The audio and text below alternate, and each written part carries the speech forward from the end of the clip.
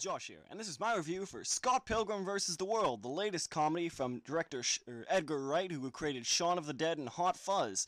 And while it is still a great movie in my opinion, it is definitely the hardest sell of all three of his films.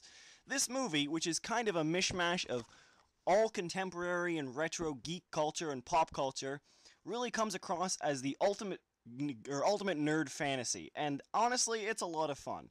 I'm not sure how much people would get out of it who weren't immersed in this kind of culture and weren't, I don't know, I say 20 to 30 right now, but at the same time, for those that are, you definitely need to check this out. If you're even listening to this review thinking about going to see this movie, you probably are going to enjoy it. If you liked the trailer and quote-unquote got the trailer, this is the movie for you. This is adapted from Bryan O'Malley's 6 graphic novel volume series, and you can tell that the movie does kind of have that same structure that a lot of novel-to-film adaptations do, which doesn't have a proper first act, third act, second act, third act, 3-act structure, but it does have hyper-kinetic editing. If anyone's seen my review of Crank 2, I definitely stress the hyper-kinetic editing's asset to the movie, and it definitely works for here too, because it really gets kind of this isn't really the right word, but boring parts out of the way first and really fast, all while keeping you visually entertained. And I gotta say, that's probably one of the movie's biggest assets. The visuals in this are so enticing that it is hard to even notice some things. I mean, you're saying, oh, this movie is close to 2 hours long, and it does, like I said, not really have a great 3-act structure. 7 Evil Ex-Boyfriends is more of a list, but at the same time, I think it works because of this editing and because of all of these really great visuals, which again, might not mean a whole lot to people not 20 to 30 at the moment and immersed in geek or pop culture. That said, this movie does have a really interesting premise, if nothing else, for a romance movie, or what really is a romance movie. It has Scott Pilgrim, 20-something, now falling in love with Ramona Flowers, also 20-something, and he has to defeat her 7 evil exes, which involve, twin Asian bass players that can summon holographic dragons, psychic vegans, a guy with demon hipster chicks as his sidekicks, a cheesy action star, and more that I will not spoil for you.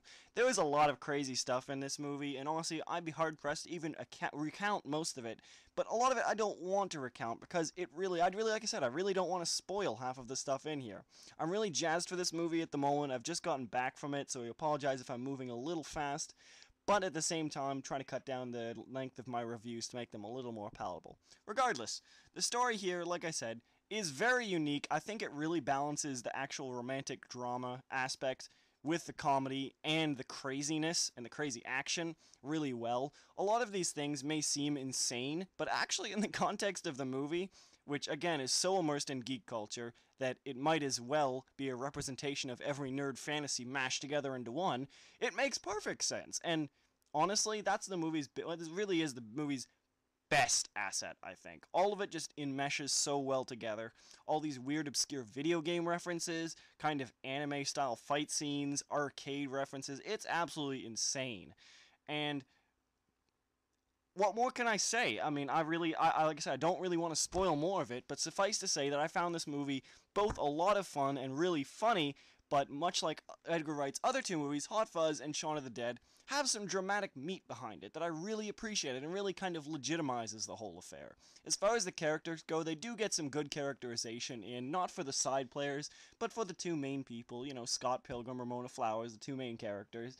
They definitely work, particularly some great flashback scenes for Ramona Flowers, but I think the main person I really want to highlight, the main people I really want to highlight here is the evil exes themselves. While they don't really have great characters, they are they are characters, if you know what I mean. They are absolutely insane, so much fun to watch, and really highlight a lot of the comedic bits quite well. They play off a lot of great jokes, particularly Jason Schwartzman as the main evil ex is really hilarious, and Chris Evans as the silly action movie star had me practically rolling on the theater floor. I was loving it so much. So overall, some great characterization in here, if only for the main leads, and in this type of movie, that's all you really need. It is a romantic movie.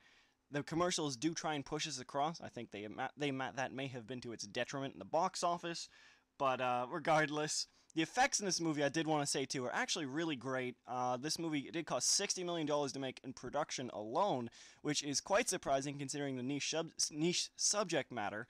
But, I guess I can't complain, even if it does do poorly, which looks like it is. I will still appreciate it myself. I'll definitely be getting this when it comes out on video because it really is a visual treat. Some of the visuals purposefully or don't look all that great, meant to emulate 8-bit graphics at times, among other things. And if you don't, again, if you don't really get those things in the first place, then you might not like it. But this movie does really rely on you understanding a lot of the weird references. And not all of the references you need to know, but a vast majority of them, I would say, the movie really would fall flat if you don't know them. That said, the effects are a great representation of what they're going for. There's some surprisingly high quality effects near the end of the movie. Really enjoyed it, particularly how all of the enemies turn into coins, among other things. I thought that was a cute touch. And lastly, the sound for this movie is actually quite good. And the score itself is, fairly typical. Not bad, fairly typical. But the music is a really great focus on music. And while I can't say that the music they play is really what I would listen to on a daily basis, it really fit the mood of the movie. And there's some surprisingly good music therein. Some great Canadian bands in there, and some original music that really works with the movie's context. Overall, this movie really is kind of like a giant eating or drinking a Red Bull, which personally I've never done, but I can imagine the same type of thing, is that it's meant to give you a huge jolt of energy, and that is the same thing this movie does. For its roughly 2-hour runtime, I was completely entertained, completely captivated, laughing, having fun, enjoying the story, and honestly, that's about as good as a recommendation as I can give for a movie. There's very few flaws I can find with this. Not every joke hits the mark that you think it might, but more often than not they do. The ratio is very much in its favor. And I definitely think anyone immersed in geek culture or pop culture should check this movie out. It's a fantastic movie that really is one of the better, quote-unquote, nerd movies in the last few years. Edgar Wright has definitely done it again, even if it is to his box office detriment.